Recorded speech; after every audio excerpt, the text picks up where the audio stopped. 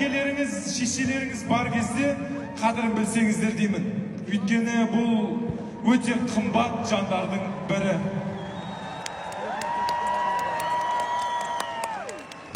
Сондықтан да мен көлікті, айфонды оқырмандарыма беріп қуантамын. Өйткені әкем көрмеген қызықты оқырмандарым көрсеген деймін, және оқырмандарымды қуантқан сайын менің әкем де қуанатын сияқты көрінеді.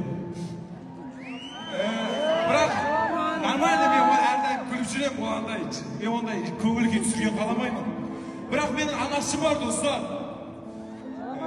Анашым мені әрдайым қолдап жүреді. Негізі менің атымның өзі әненен армандар орындалады деген бекер емес.